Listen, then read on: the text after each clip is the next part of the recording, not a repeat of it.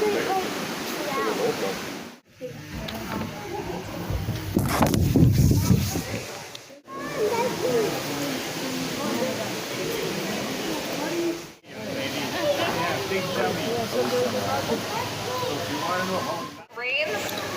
all the water takes very little nutrients with it into the lakes. So there are some large lakes out there, smaller than Lake Superior, that have over 1,000 species. We have 88. So here we have our divers in here, and they will eventually make their way to the bottom. Why might we have brown trout? These are the kind of greenish brown ones with black and red spots. Those are from Europe. This rainbow trout, this is the only trout in here with a name. This is Hero. There's a pink stripe on its side. Rainbow trout are from the Pacific. And our Atlantic salmon, the big silver torpedo-shaped ones up there from the Atlantic. They can get up to 3 feet, making them the 3rd largest in the salmon family. All of these have been introduced to the Great Lakes intentionally and are still introduced today. All right, as the divers come down, you can see them hand feeding the sturgeon while trying to avoid the trout.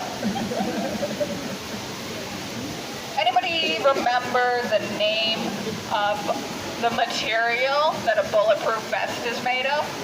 Kevlar. Kevlar, yes. We also use it in chainsaw chaps to stop the chainsaw if you accidentally cut your leg. That's what their gloves are made of, because the trout have very sharp teeth. So what other equipment or what other things might the divers need to be able to do that they may need equipment for? They need to breathe. There's no air down there. So we have an air tank on their back. It is not an oxygen tank. An oxygen tank would kill you. Oxygen under pressure becomes toxic. So this is the same type of air we are breathing right now. It is just compressed, really small cylinder. 3,000 pounds per square inch is what they start with. And they will have to get out of the water before they drop down to 500, because that 500 is emergency use only. And you'll see they have what's called a regulator in their mouth. That's what they use to get the air into them, and then it comes out as bubbles, because you don't need to store it on you. That's just extra stuff you don't need. They also have an extra one that's hanging down by their side. That is their secondary regulator in case their first one doesn't work or their buddy's one stops working or runs out of air. You also notice they are not just in their bathing suits. We did discuss that it is 55 degrees in there. It is not warm, and you get cold very fast.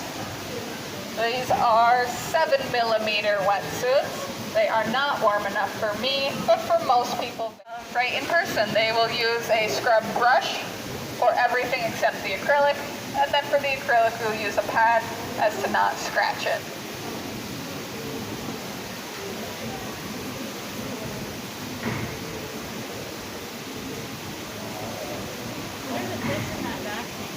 Oh yes, the big round ones are called freshwater drums. Some people call them sheep